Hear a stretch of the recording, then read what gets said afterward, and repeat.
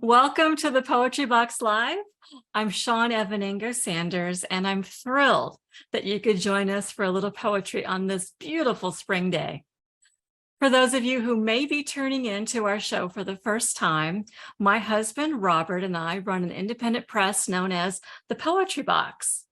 And over the past 9 years, we have collaborated with over 100 talented poets to publish their books and chapbooks. You know, it's always been our goal to help our authors reach a broader audience, which is why we started hosting the Poetry Box Live a few years ago. And we love the way this online forum lets people come together from across the globe to share their love of poetry and to hear poets they may not otherwise have a chance to enjoy. We've got a great show for you today, featuring 3 amazing poets from the Pacific Northwest. We have Lana Hechtman Ayers joining us from Newport, Oregon, Susan Johnson of Roslyn, Washington, and Joel Savishinsky joining us from Seattle, Washington.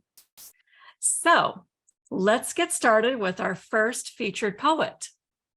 Lana Hechtman Ayers is the author of When All Else Fails, a beautiful collection that celebrates the restorative power of poetry. Lana is the managing editor for MoonPath Press, Concrete Wolf, and World Enough Writers. She also facilitates writing workshops, teaches at writers' conferences, and runs a local poetry book club. She holds MFAs in both poetry and writing popular fiction, and is a Hedgebrook residency alumna. A National Book Award nominee, she has won honors in the Discovery Nation Award and the Rita Poetry Prize. She has authored 9 previous poetry collections and a time travel adventure novel. Lana is originally from New York, but settled in the Pacific Northwest, where she enjoys the Oregon's coast, bountiful rain, and copious coffee shops.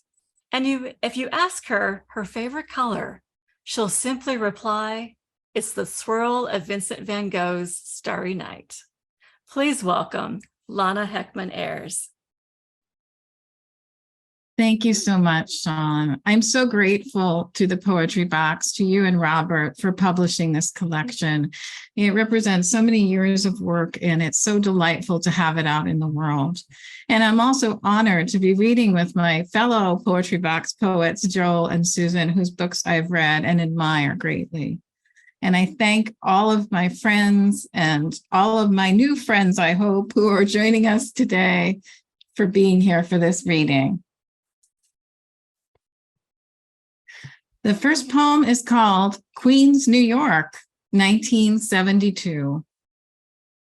Because she was my mother, an adult, and in charge of everyone around her, my father, brother, and me, and our dog, Ricky, who'd wandered in from the street, I believed her when my mother said, "We're poor." And I saw for myself the other girls at school wearing clothes still bearing forgotten price tags, a fuchsia t-shirt with a mirrored heart across the chest that cost a staggering $10 in 1972, a pair of jeans that cost a bounty of $25. My clothing arrived on the stoop in brown paper grocery bags from our next door neighbor, cast-offs from 3 daughters, each a fair-skinned beauty thinner than I'd ever be, even after weeks in bed with the mumps, too weak to eat. The clothes that almost fit had nubby fabric, faded pastel colors, sleeves and hems so long I had to roll them half a dozen times. And still, even the biggest ones strained taut across my middle. Poor meant no clothing stores, I guess. But every evening, my family squeezed around a round table too tight for the 4 of us in the tiny Formica kitchen, sat down to a platter of meat, a bowl of mushy canned vegetables, and potatoes mashed or baked. I filled my plate and never walked away hungry. Even our dog Ricky was gifted scraps. When my father was out of a job, there was no meat, but ample charity cheese dressed in ketchup and canned pineapple for dessert. Ingredients Graham Kerr would have shunned on that cooking show my mother watched religiously, though she never made any of the recipes. My belly grew and I grew wider than I was tall. I never felt poor because I went to bed so full of food. I saw those orphans on TV, the ones from Africa, whose arms and legs reminded me of the toothpicks my mother sucked, having plucked the maraschino cherry first, before swilling the golden drink she called Manhattan. If she couldn't afford to live there, God damn it, my mother said, she could swallow it. And I believed her. And this next one is called Understory. And I think most of you probably know that a bubby is a Jewish grandmother. I spent just one summer's endless daylight in the acres of woods surrounding my bubby's Rock Hill, New York summer bungalow. No other house around for miles. I cocooned under the canopy of trees that gifted tempering shade away from the too bright sun of sticky August heat. I feasted on wild blueberries, napped on scented beds of fallen pine needles, wandered endlessly, never feeling lost. My head swam with the songs of birds and insects, and my eyes traced the tracks of small brown creatures darting in and out of the undergrowth. The buzzing yellow jackets, a threat I avoided by moving sloth-like everywhere I went. My older brother, racing himself, fared far less well. My playthings were decomposing leaves, and my bare hands digging into the humus to unearth pink worms that unfolded and refolded their rings across the roadways of my palms. A few pale yellow butterflies flitted in the honeysuckle bushes that smelled like heaven, and that late at night became a theater of glow with fireflies. Oh, how I loved their green flashes against the navy velvet screen of night. My brother jarred the tiny bugs, but I knew such magic cannot be stolen without a price. They were always dead by morning.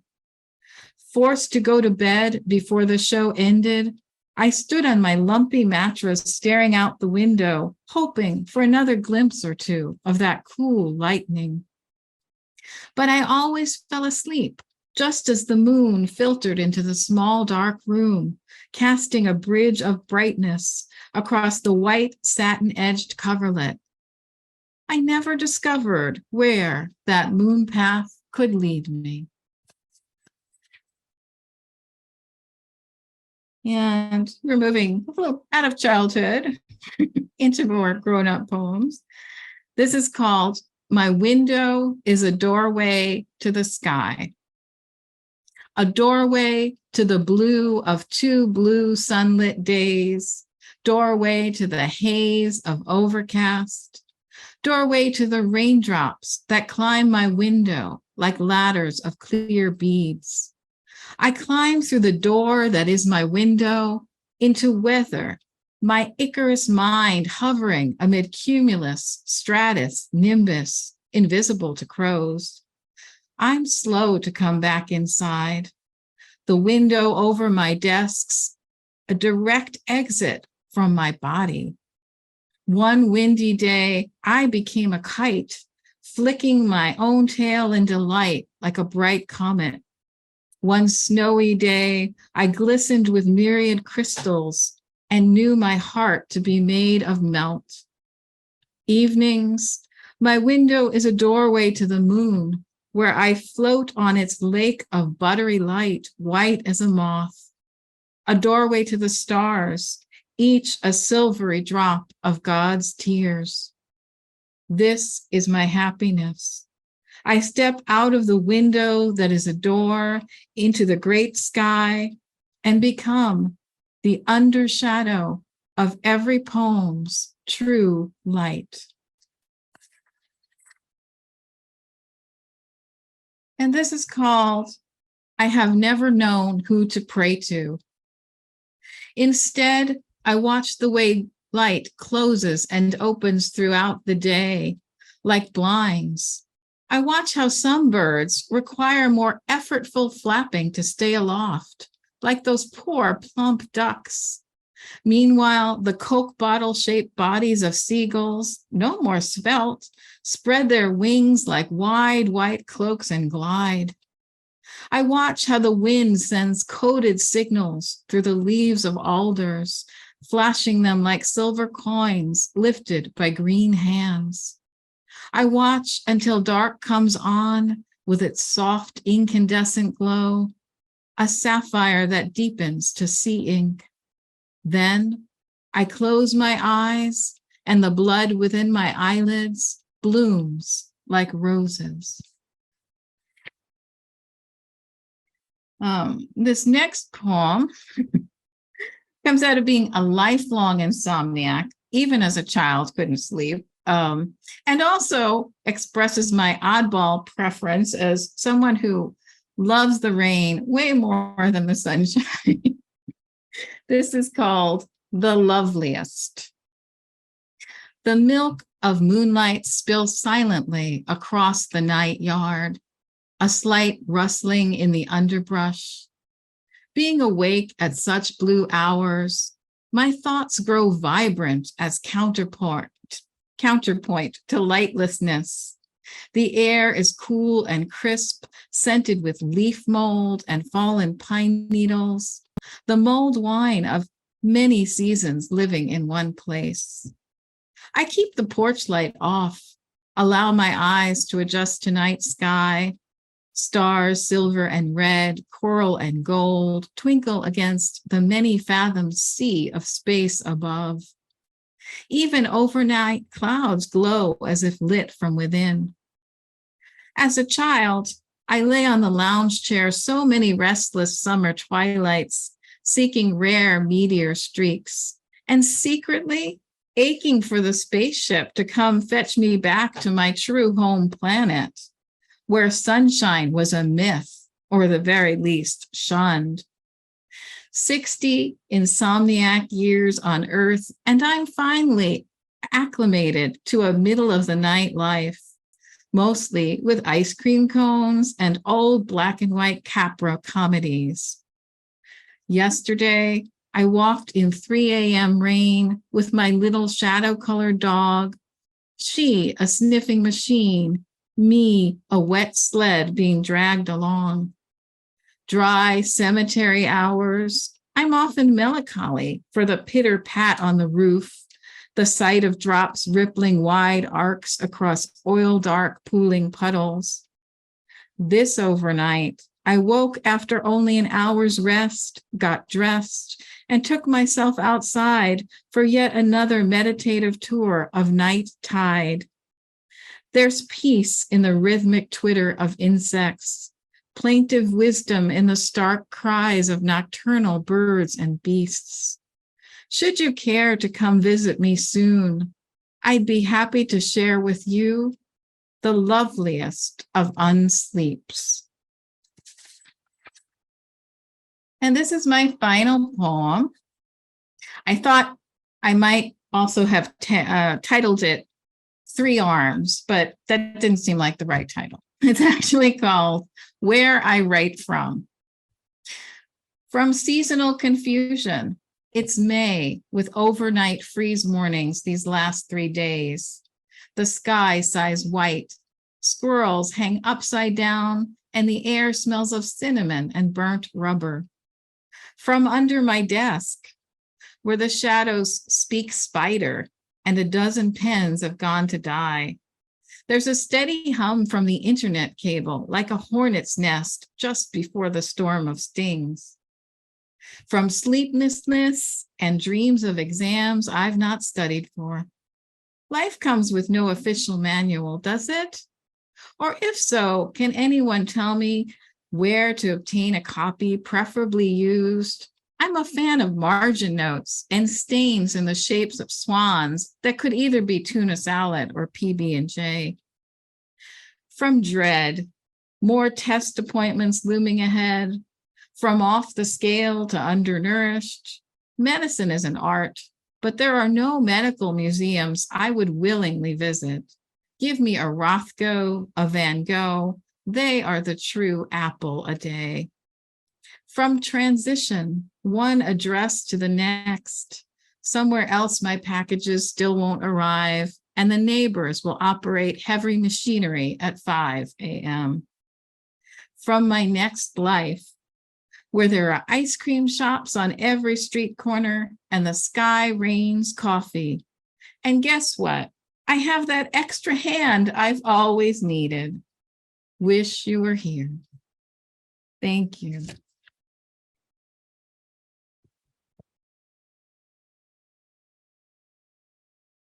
Oh, Lana, that was wonderful. When you said this was going to be my last poem, I was like, already? I was really enjoying that so much. You just have this wonderful way of just inviting us into your world, sharing your stories, but we feel like we're right there with you because these descriptions, whether it's an earthworm or what was that, the rhythmic twitter of insects, all these descriptions of yours are just so beautiful and they're just music to the ear. I really, really enjoyed listening to this. And yeah, you asked for the how-to manual for life, the instruction manual. I think this book is one because it really teaches us to look for the beauty all around us. And you make it look so easy with how you describe everything. So it's really quite a gift. So thank you for that. Oh, thank you so much, Shawn. That's so kind and so wonderful to hear. Well, it's very true. And you're just a delight, very talented. So next up, we have Susan Johnson, whose new chapbook, The Call Home, was a finalist in the Poetry Box Chapbook Prize for 2022. Susan writes in the mountain town of Roslyn, Washington, where she has lived with her husband and children for over 40 years. She hikes daily and is a spokeswoman for a Roslyn citizens group promoting sustainable forestry and to protect wildlife habitat. Susan taught in the local schools and university and held leadership roles in both state and national writing initiatives. And in 2009, she was named as Washington State's Teacher of the Year. Bravo. Susan is grateful to be active in a vibrant poetry community.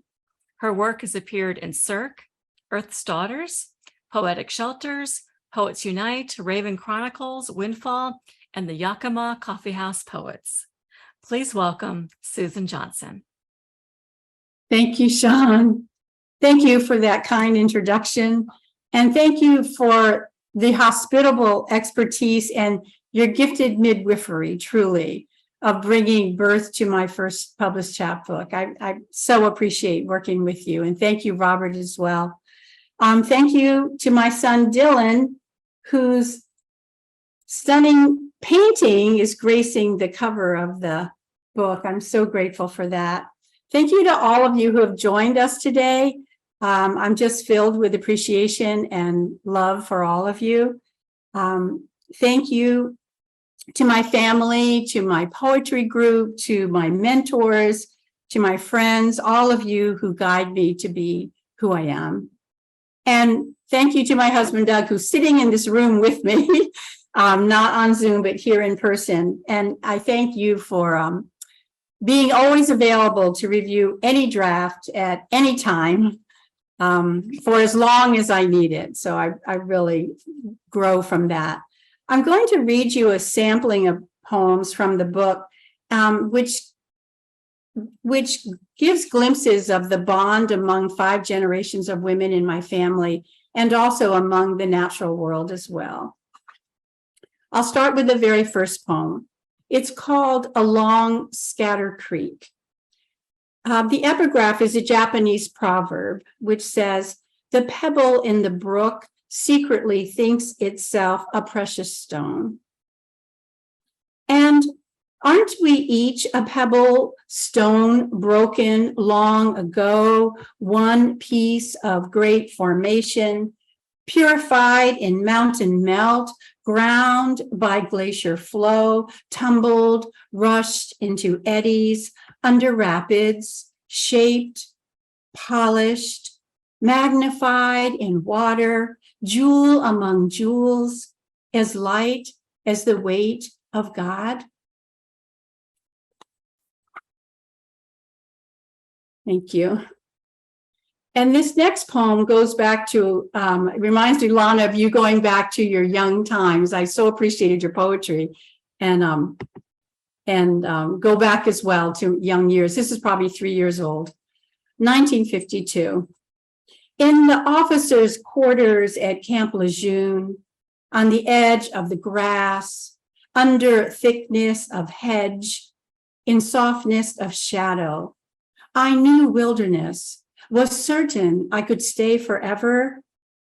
I tied my broomstick horse to the water spigot, crouched through brambles of green in search of a friend I'd found the day before, pushing along spines of branch, tuft of black, band of brown, woolly bear caterpillar.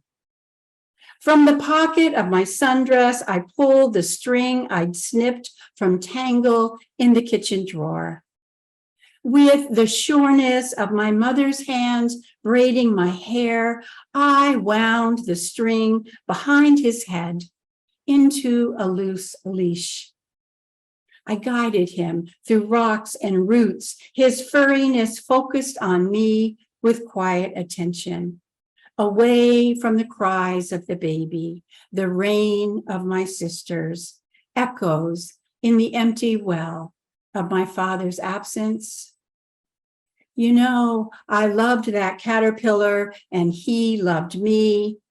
I slipped the leash over his head and we lay still, breath to breath, eye to eye. First communion on consecrated ground. Thank you. And this one is a little later in my childhood. It's titled Woman Child. My mother snapped a dampened dress from the laundry bag, sculpted the sleeves around the curve of the padded ironing board, pressed each cuff with steamy precision, and listened to my fourth grade stories as I stretched my full body across the wooden floor. Chin propped in palms, eyes on every glide of the hot iron. She was my star in our mother-daughter stories, rooting herself on the front stoop, baseball bat in hand, peeping Tom prowling our neighborhood. Racing through stoplights, pressing police, one hand on the steering wheel, one on my bloody eye, ripped ragged from an errant swing. But then there was that first kiss, Freddie Williams, 8th grade voltage at the front door after school. I would change that story. Not, damn it to blue hell, get in the house. Not just like the squirrels in broad daylight. Not banished to the nuns. My mother would just unlatch the door, whisper a welcome, shelter me, narrate the holiness of touch, escape the shame seated in one kiss. I would dampen my fiery years, hidden in the anger of Holden Caulfield, desperate in the dreams of Woodstock, lonely with friends who could not know me, lonely for her. I would change the ending. It would be the two of us and the curve of her kitchen table, my baby asleep for a morning nap, breakfast dishes stacked in the drying rack, Formica counters cleared, coffee strong, black, like she taught me. We would speak as mother, daughter, woman, watch cardinals congregate at her feeder, sun mirror itself on river. Recall the ironing board and stories we'd lost. But since we did not have that ending, I have another. Morning warble of welcome, mountain bluebird calls from pine just outside my door. I pray her name. Settle like a child on a wooden bench. We unlatch forgiveness. I tell her all my stories again. Thank you. And then this, on the banks of the Teanaway River. Mountain bluebird lightens the pines, snowfields let go their winter hold, churn brown in roiling crests, bear blackened branches of charred trees to final rest. You have lifted beyond our knowing, summon our sorrow to rise with you, while your song drifts down from green of needle branches, from the trembling throats of birds. Thank you. And now, this one I wrote to my daughter. I titled it, To My Daughter. It begins with an epigraph from Mary Oliver, You do not have to be good. You do not have to be brave. You can show your grief like vine maple, flaming her loss on mountain slopes. She knows this sorrow. It is all right to weep as you lay the children to bed, to long, to dwell in disappointment. Like swallow in her loss to crow, her legs small, her eggs small and helpless. I remember when you called out to Moon, you were 2 years old. Come down, Moon, come down. And she did not answer. And you cried and called again. And she did not answer. And you cried and called again. And she did not answer. And you cried. And I took you up and carried you home. Is it Moon now who pulls your womb? Will she empty you? Will she heal you? Go ahead and cry, dear one. Go ahead while your baby birds rest in their beds.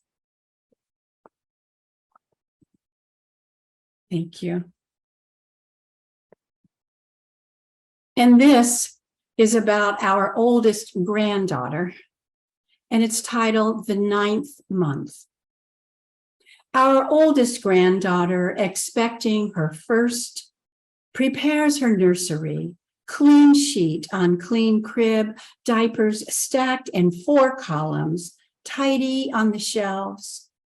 2 drawers store carefully folded cotton blankets, newborn gowns, 10 tiny headbands the family made hang in a row on the wall. She rocks in a wooden chair, one hand on a child's book, one on her fullness. Good night, room. Good night, moon. Good night, cow jumping over the moon. Wildflowers bloom a month early, then dry and wither in heat. Aspens shed their still green leaves.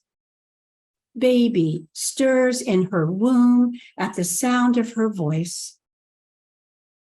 California burns.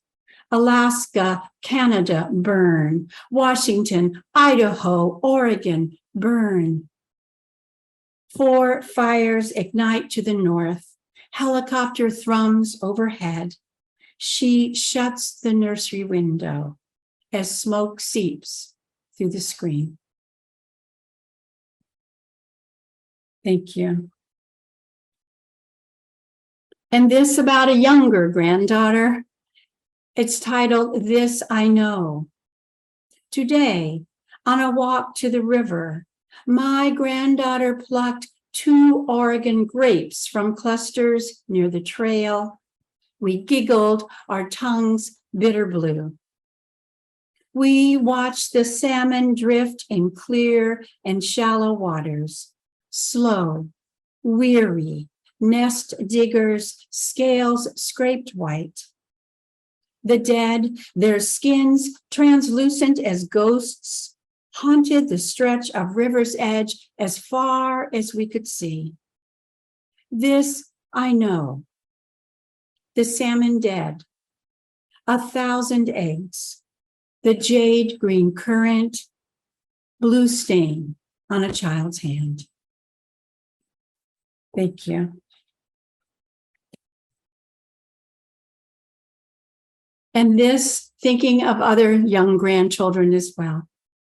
One May morning, after the ash of wildfire shrouded firs on the ridge, after it seared our lungs, after a hurricane seized Puerto Rico, after a mudslide took your friend, after cancer took your aunt, before we were millions sick, before we witnessed murder by an indifferent knee, we planted new carrots in the garden, one tiny seed at a time, and you found a brown caterpillar, lonely in green of chard, and you cradled her woolliness in your tiny hands and built a cardboard home, spread leaves across the floor, poured water into saucers, propped open a door, and sang her a quiet song. Thank you. And I'll close, thank you. I'll close with the last poem in the book, and it's titled, Teach Me. On the edge of the water, with the patience of sap, you wait in stillness for flicker of fish, glint of frog. With timeless wings, you rise in slow flight, the call to home, your colony in Cottonwood. Heron, please teach me patience to know my needs are met. Teach me grace to rise with love. Teach me purpose to serve community. Teach me stillness to hear the voice of God. Teach me quiet consent to the call home. Thank you very much.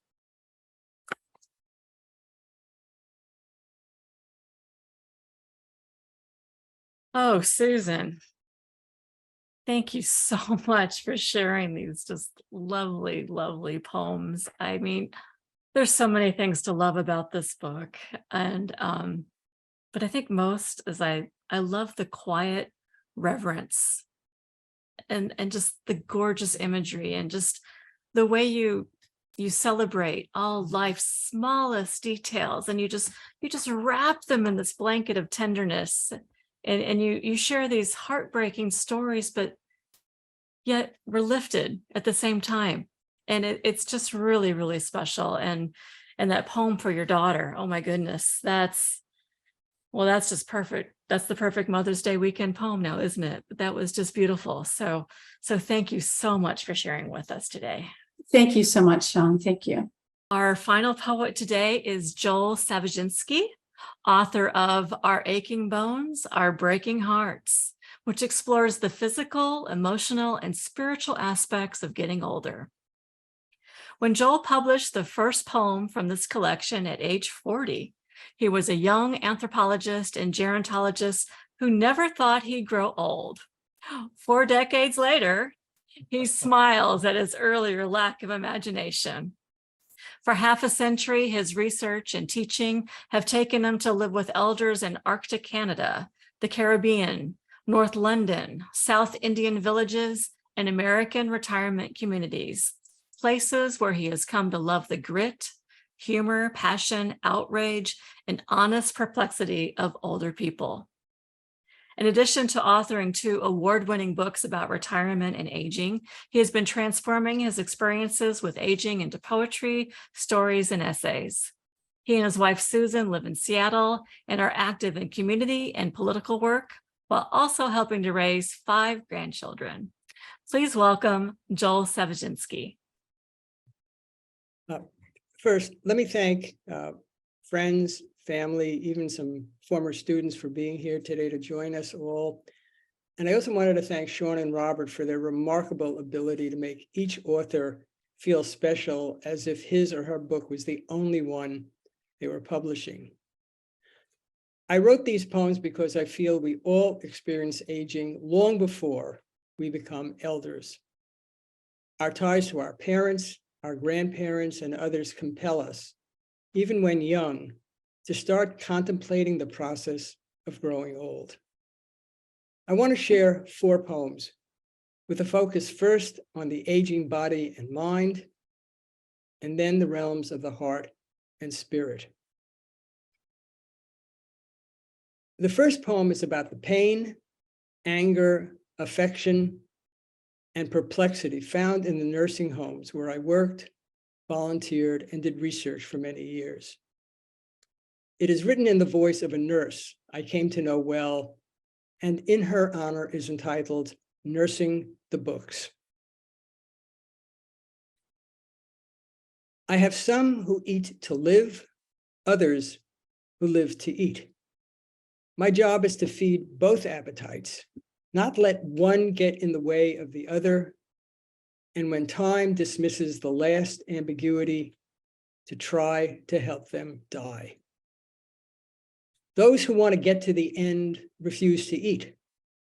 Their families object, don't get why we can't, won't do anything. Do what? Paint me a picture of what? See how it looks. Imagine what it would sound like in the room with your mother, strapped down, tubed up, spent with struggle.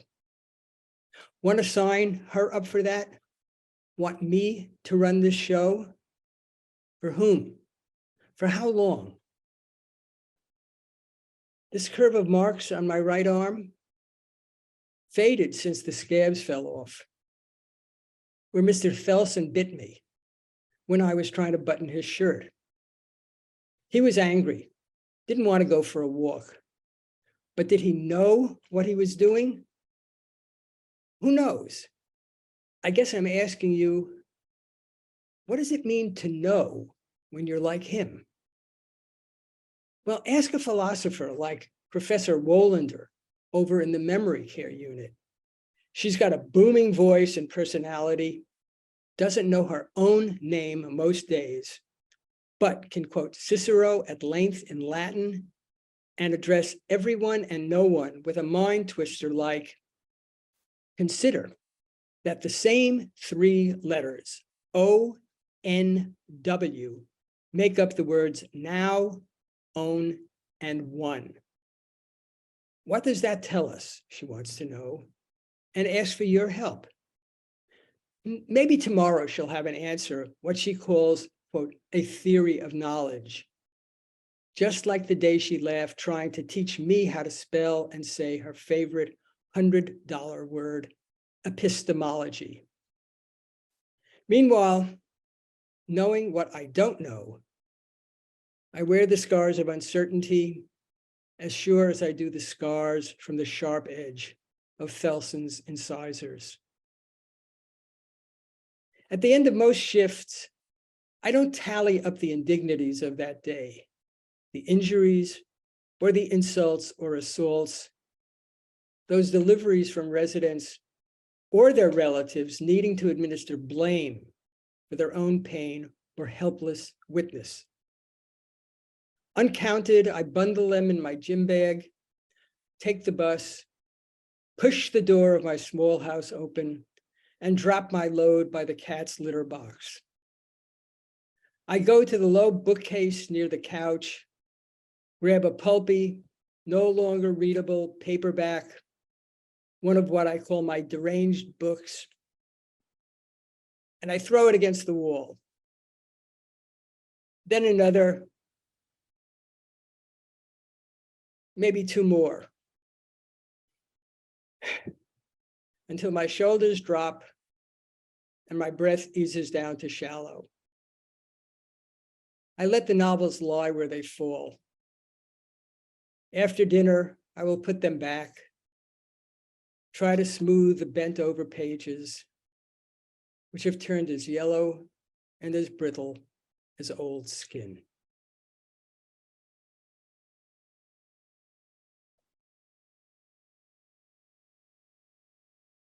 The second poem shifts to a wider world. As a teenager in the 1960s, I worked as a counselor in a summer camp for the children of Holocaust survivors. This poem is about the survivors I stayed in touch with as they later became elders and grandparents. It has two Yiddish words whose meaning is explained right in the text of the poem. The title is Summertime Blues.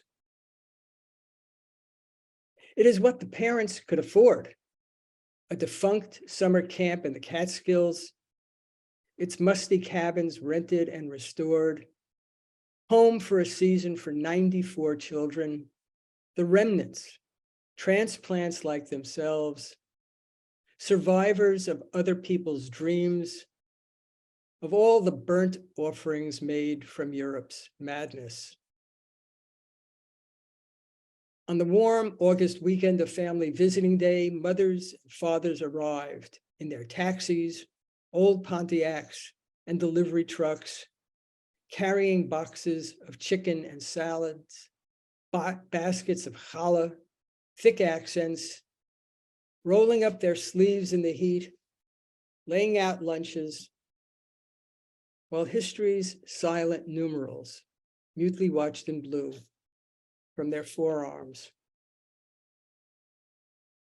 On that morning, a miniature museum, a plywood shrine the size of memory, was nailed together and grew on the Chavaschaftplatz, the place of comradeship, its walls lined with grainy, blown-up photos of fighters, tanks, cattle trains, and crowded stations, the Warsaw Ghetto Uprising, the artillery buildings, the real Last Supper of the Passover Seder, in front of which one or two of the struggle's aging veterans, up from New York and the sewers of history, would tell their story, question the silence, suffer to find the words once more for the last time, until the next one, if there was one. On other visits, made some 30 summers later by yesterday's parents, the graying guests discovered on granite college campuses that the New World's buchas, their studious grandchildren, had now also been tattooed. The elders shook their heads, shutting their eyes and lips, miming what the young had done to the past and the other camps.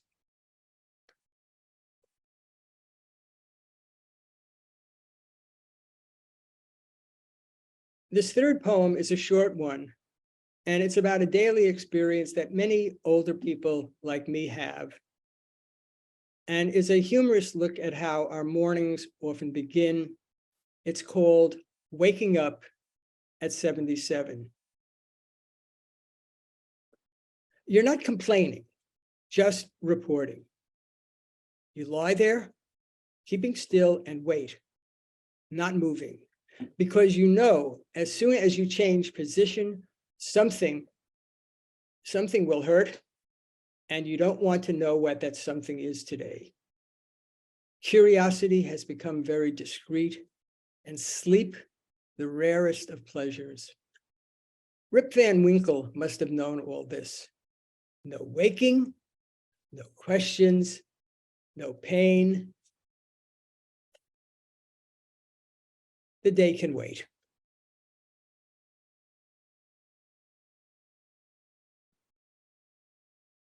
And then finally, a poem about death and redemption. The title is perhaps a risky one. I had first thought of just calling it How to Love the Dead, but decided instead on something more honest and graphic. It is called How to Make Love to the Dead. They are not beyond reach, palpable still on late nights, in early mornings, in our stars and stairs, in the waking dream state, in the tableaus seen from bus windows and train stations, where they have posed to watch us watching them. The imagination's fingers know their faces. Other senses catch hold of their breath, feel their gaze, hear the muscular sighs of love, despair, worry, the living and the missing conspiring to tell fortunes and reinvent history. You make love to the dead when smiling at the inevitable indignities you once visited upon them, by recalling the abominations of Leviticus you committed in their pursuit or in the invocation of their name. If you can cry at even the casual tenderness that went unnoticed at other times, you may also understand how their way of being changed yours. You make love to and with them when remaking this world a little more like the one they wanted, by tasting the warmth of their smile at your saddest moments, and discovering that the broken skin from each of these mutilated memories is finally beginning to knit into a complete, forgiving embrace. I'd like to finish by pointing to one group of people I have dedicated my book to. I write that the book is, quote, in praise of all the poets who never wrote a word. My argument simply is that while some of us are privileged to write and publish poetry, there is poetry in all of us. There is poetry in every life. So let us look for it and let us listen to it. Thank you all very much.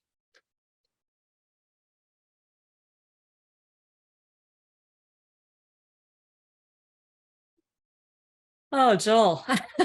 Wow. I